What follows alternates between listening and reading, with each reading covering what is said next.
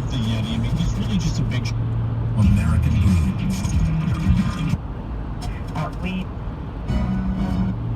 scripted that, and then of course the complaint by the whistleblower. That may not be the end of it, because we need to now interview a number of people in the White House. There's at least 12 of them based on the complaint that were privy to that conversation.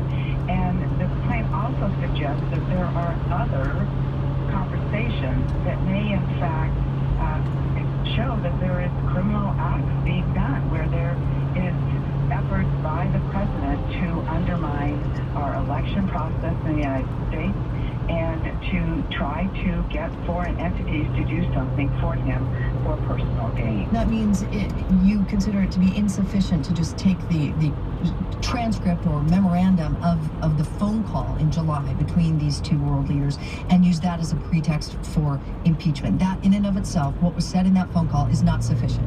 Oh, I'm not saying that at all. I'm saying we have to confirm all of the evidence and inquire from those who were present about it.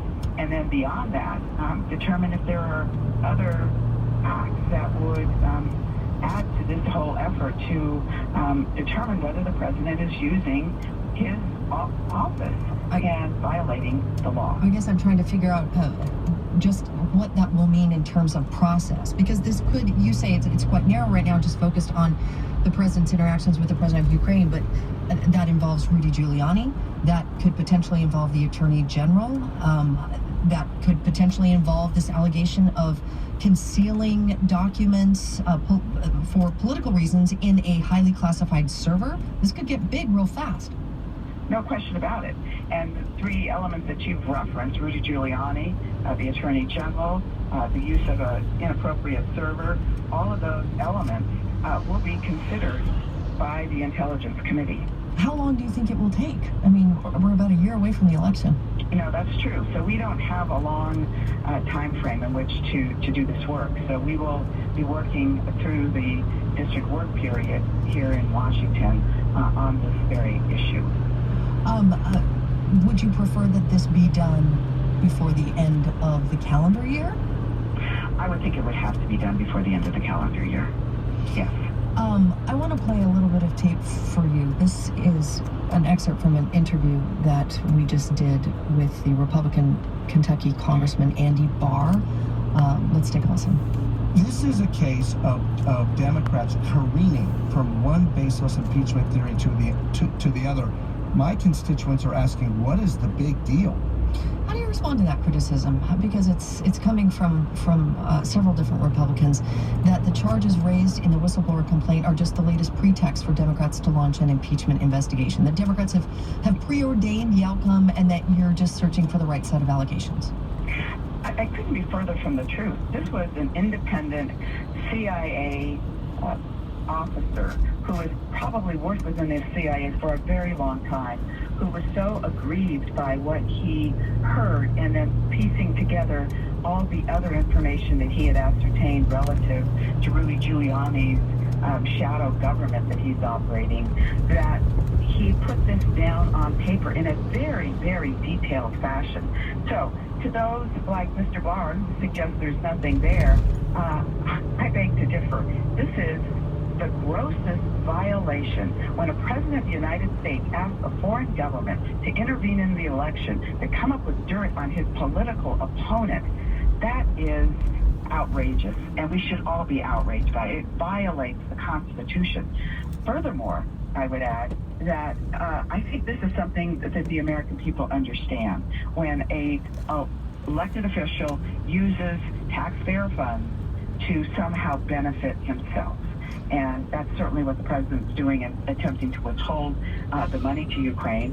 And I also think when all is said and done, I wouldn't be surprised to hear that Russia has a hand in this effort as well. Congressman, you just referenced the whistleblower as a CIA official. Can you confirm that that is indeed the truth? Do you know more about this individual that's appropriate to share? No, I actually don't know anything. I'm basing that only on what's being reported. So forgive me for having referenced the individual as a CIA official, because I have no knowledge of that one way or the other. Yes. We do know it was someone that was working within the intelligence community. President Trump, LA Times released audio of President Trump while he was at the UN in New York, talking about the White House officials who apparently gave this information to the whistleblower, wanting to find out their identities. Are you making any effort to make sure that their identities are protected? Well, I think all of these whistleblowers need to be protected. This is once again action by the president that shows another criminal act, witness intimidation, and probably witness tampering. Whistleblowers are some of the greatest Americans because they work within government. They're obviously not doing it for the money. They see fraud, waste, and abuse, and they draw attention to it, knowing full well that they will probably see reprisals against them because of it. Congresswoman, very briefly, complicated question, but yes or no answer. Do you believe the president broke any laws here? Absolutely, he broke many laws here, without doubt. California Congresswoman Jackie Spear, thank you so much for your time. We appreciate it. Thank you, Rachel.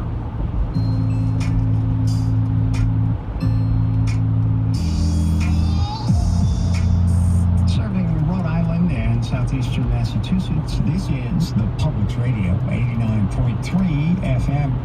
It's a Friday, September 27th, and still to come this morning, our program bonus Q&A coming up next on the Public Radio. We get support from listeners and from the T.F. Mora Tree Care, preservation-minded arborist offering historic tree preservation and hazard or invasive tree removal. T.F. Mora Tree Care at tfmora.com. Support from Simple Pleasures, a neighborhood shop with a world of goods at the end of Waterman Street at 6 Richmond Square on the east side of Providence. SimplePleasuresProvidence.com. From Doors Open Rhode Island, offering the public behind-the-scenes access to unique places across Pawtucket and Central Falls during the festival this Saturday. DoorsOpenRI.org. And from Bilecki Horticultural Services, offering consultations for fine gardening and garden installations throughout Rhode Island. Photo gallery and details at bhstree.com.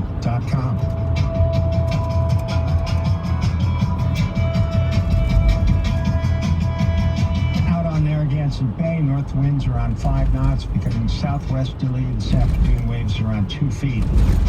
For Buzzards Bay, northwest winds 5 to 10 knots, becoming southwesterly this afternoon. Seas around 2 feet this morning, then a foot or less.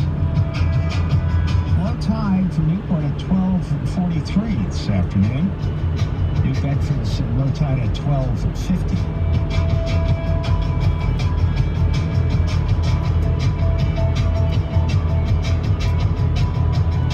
Sunshine with a high in the mid-70s today. Northwest winds are on 5 miles an hour, becoming light and variable. Mostly clear tonight with a low in the mid-50s. For tomorrow, mostly sunny. There's a high in the upper 70s tomorrow. Then tomorrow night, chance of showers overnight, low in the low 60s. Sunday, mostly sunny, high in the low 70s. Looking ahead to Monday, sunshine hangs around again with a high around 70 on Monday.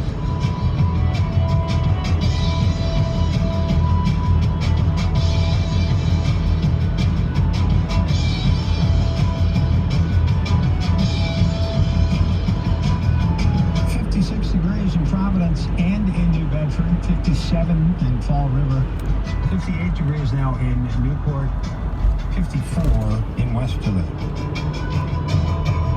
This is the Public Radio, 89.3 FM.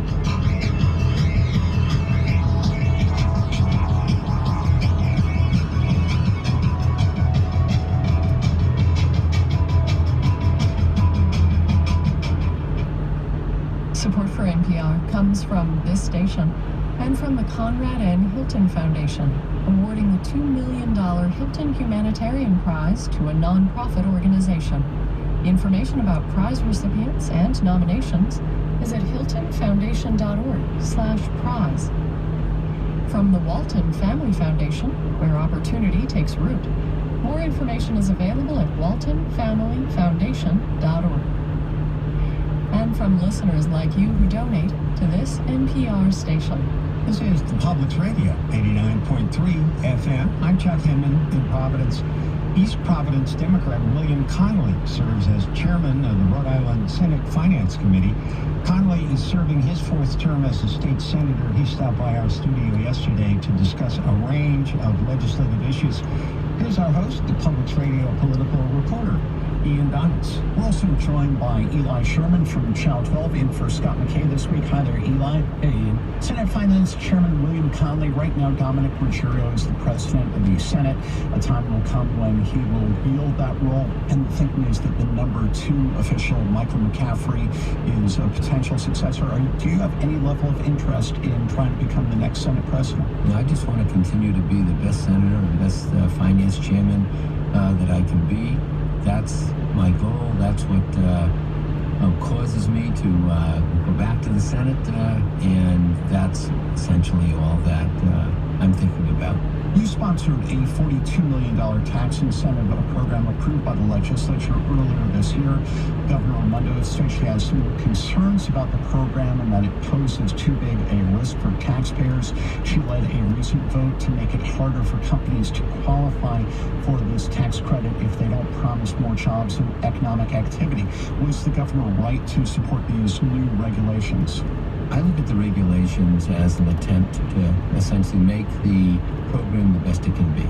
And I think that the governor and I share a goal of investing in small businesses that can create jobs for working families in Rhode Island. That's what the legislation is about, and that's what it's designed to do. Regulations that enhance that goal and improve the application are welcome. I think that we need to look at the regulations carefully to see if they do that. I know they're being made on an emergency basis for timing reasons is my understanding, but that's the goal of the regulations, and we should all try to collaborate and do just that. Let's go to Eli. Mr. Chairman, I wonder, looking at the budget coming up next year, as chairman of the Finance Committee, obviously always on your mind, we've seen a lot of competition in terms of gambling revenue from neighboring state Massachusetts.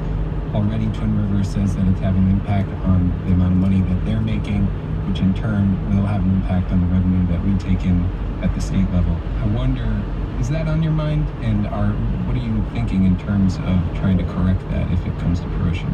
So it is on our mind, and we're monitoring it very carefully.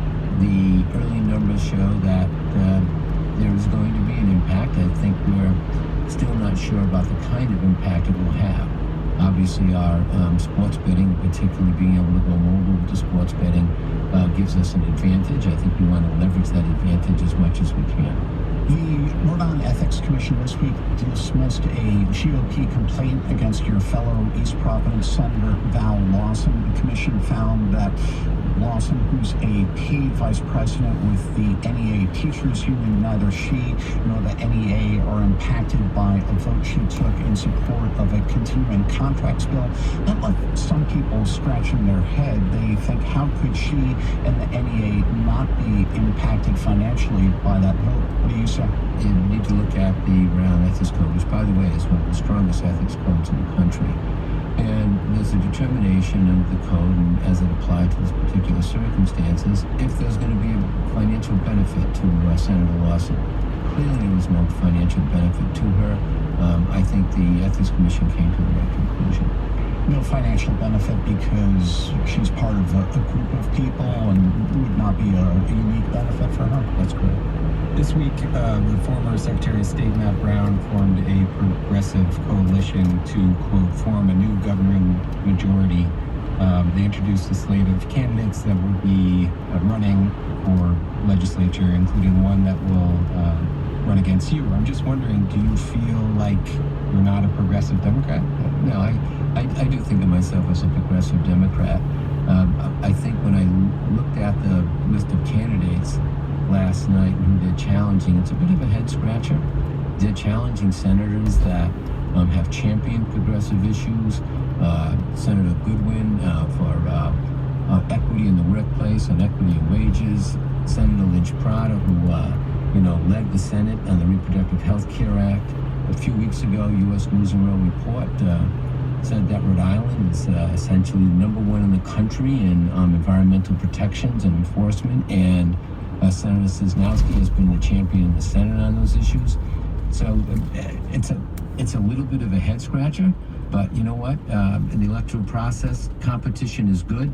It makes us all as sharp as we can be, and you know, we welcome the competition. We're talking here with Rhode Island Senate Finance Chairman William Connolly. One of the arguments from supporters of the proposed IGT 20-year $1 billion expansion is that pursuing this through enabling legislation through the legislature, in their view, creates a more transparent process because folks like you and your colleagues are holding hearings on it. It allows for public input, whereas if it was done for a request for proposals, it would be more of a closed process. Do you agree with that view? Not necessarily. I know that we took some testimony in our first hearing in that regard. The RFP, to say that it isn't transparent is probably not fair. Do people not pay attention to all the RFPs go out? That's fair. I think one of the goals of our hearing process, and particularly our October 1 hearing, will be to bring sunshine to the process that got us to where we are today. What was negotiated? Why was it negotiated? What were the policy considerations? We will bring transparency to it through our hearing process. Mr. Chairman, there was a key vote to move forward the so-called Fane Tower in Providence. 46-story skyscraper would become the tallest building in Providence and in Rhode Island. The legislature this past session earmarked $25 million for that. The Senate President has been a champion of that proposal.